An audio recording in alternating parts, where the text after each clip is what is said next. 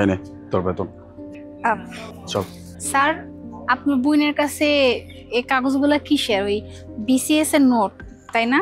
BCS মানে তোর মুখ থেকে এখন আমার বিসিএস ওয়ার্ডটা শুনতে হবে? হ্যাঁ, যে নোটসগুলো দেখতে পাচ্ছি সেগুলো বিসিএস এর নোটস, কিন্তু তোর মুখ থেকে যে আমার শুনতে হবে এটা তো আমি কখনো চিন্তাও করতে পারি নাই।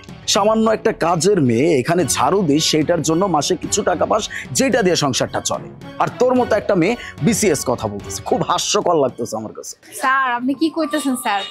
আমিও তো ওই যে বিসিএস পরীক্ষার প্রিপারেশন নিতেছি, এর লেগে তো ওই যে নোটসগুলো দেখে আমার কাছে মনে হইলো যে এই নোটসগুলো ওই যে বিসিএস এর নোটস। ওরে বাবারে, কি চ্যাটাং চ্যাটাং কথা! এই চুপ কর ছোট লোকের বাচ্চা। দেশ তো এখানে সামান্য ঝাড়ু, আবার বিসিএস নিয়ে কথা বলস। এই তুই যে বিসিএস নিয়ে কথা বলতেছিস, তুই জানিস বিসিএস এর পূর্ণরূপ কি? হ্যাঁ ফোনি, আমি জানি তো বিসিএস এর পূর্ণরূপ হলো ওরে বাপরে, বিসিএস এর পূর্ণরূপ সে বলতেছে আর আমি বুঝে নিব সে বিসিএস পরীক্ষা দিচ্ছে। শোন, এগুলো না খুব ভালো করে জানি। গুগল থেকে বিসিএস এর পূর্ণরূপ খুব সুন্দরভাবে জানা যায়। এইগুলো শিয়ানিগিরি আমার সাথে করিস না, আমি খুব ভালো করে জানি। নাটক করতে আসছে এখানে। শোন, যেই কাজটা করতেছিস মন দিয়ে কর, অন্তত পেটে কিছু ভাত জুটবে, যেটা এখন এই কাজ করে পাচ্ছিস। যদি বেশি বিসিএস করিস না, তাহলে সেই ভাতটাও আর পেটে জুটবে না। স্যার এমনি করে কইতেছেন কেন? মানতাছি আমরা গরিব ঘরের মানুষ, রাস্তাঘাটে ঝাড়ু মারি, এর লেগে কি আমরা স্বপ্ন থাকতে পারবো না? আমগো কি মেধা নাই? আমি হাসা কথাই কইতেছি, আমি ওই যে বিসিএস এর প্রিপারেশন নিতেছি, আমিও পরীক্ষা দেবো। এই যে আপামনি যে পরীক্ষা দেবো সেই পরীক্ষা আমিও দেবো। এই ছোট লোকের বাচ্চা, একদম চুপ কর। তোর কোনো যোগ্যতা আছে বিসিএস দেওয়ার? বড় বড় কথা বলিস। আপনার খুব বিশ্বাস হইতেছে না? এই যে আমি দেখাইতেছি, আমার কাছে নোটস আছে। এই যে স্যার, এই যে লং দেখেন নোটস। বাহ, বিসিএস নোটস, বিসিএস নোটস মাই ফোর্ট। নে এবার দে বেশি করে বিসিএস পরীক্ষা। শোন, নেক্সট টাইম যদি এরকম কথা আমি তোর মুখ থেকে শুনছি, এই চাকরিটাও হারাবি। চল। আমার নোটস গুলো এমনি সিরা বলাইলো সব।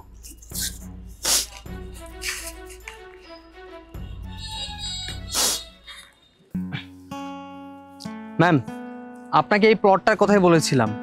এই প্লটের মালিক আমাদেরকে কমপ্লেন করেছে যে ওনার এই প্লটটা আরেকজনের জোর জবরদস্তি করে খাচ্ছে। ওনাকে অনেকভাবে বলেছি, কিন্তু উনি এই প্লটটা ছাড়তে রাজি হচ্ছে না। আচ্ছা, এই প্লটের কথাই তাহলে আপনি আমাকে বলেছেন? জি ম্যাম।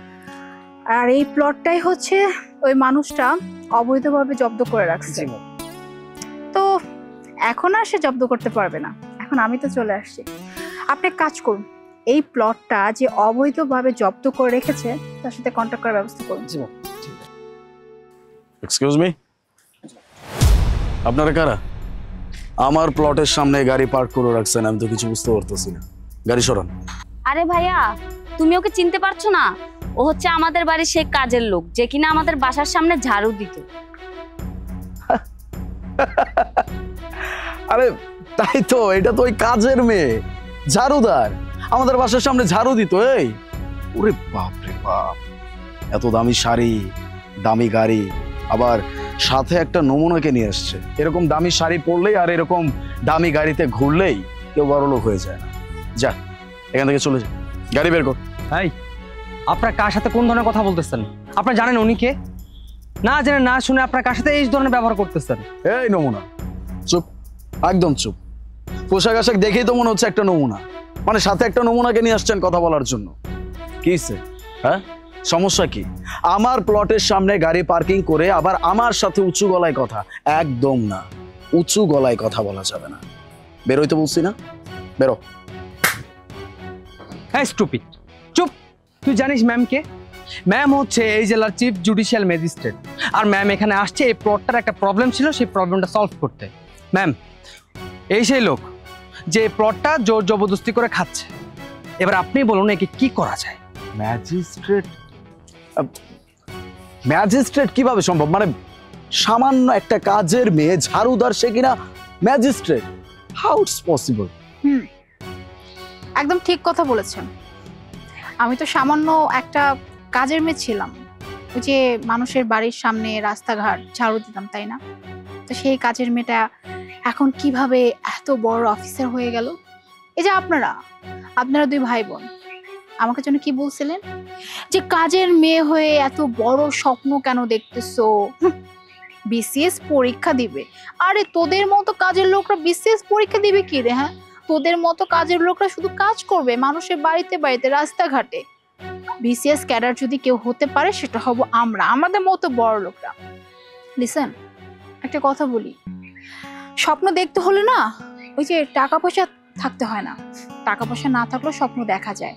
আর দ্বিতীয় কথা হচ্ছে মেধা আল্লাহ পাক কাউকে ওই যে টাকা পয়সা ধন দৌলত কার কত কি আছে এইটা বিবেচনা করে মেধা দেয় না। হ্যাঁ, আমার মধ্যেও মেধা ছিল, আপনার বোনের মধ্যেও মেধা ছিল, কিন্তু তফাৎটা কি দেখেন, আপনাদের লাখ লাখ টাকা ছিল, আমার কোনো লাখ লাখ টাকা ছিল না।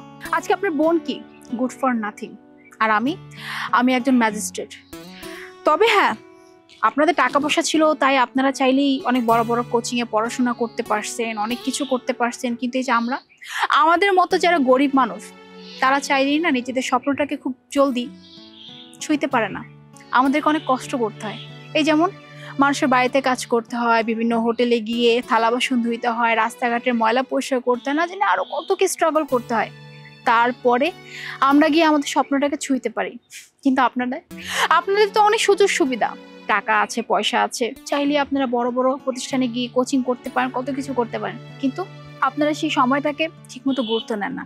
কারণ ওই যে আপনাদের টাকা আছে তো, কিন্তু আমাদের না টাকা নাই, বুঝছেন, আমাদের অনেক কষ্ট করে সবকিছু অর্জন করতে হয়।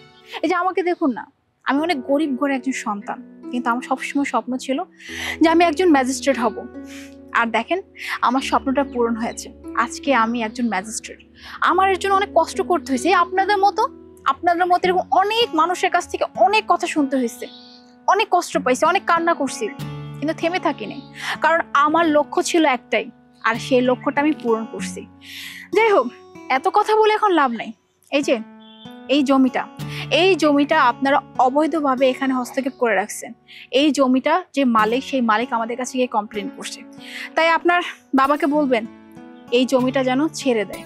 ম্যাম দেখুন, সরি, অ্যাকচুয়ালি তখন আপনার সাথে যে আচরণগুলো করছিলাম এটার জন্য সত্যি লজ্জিত, দুঃখিত।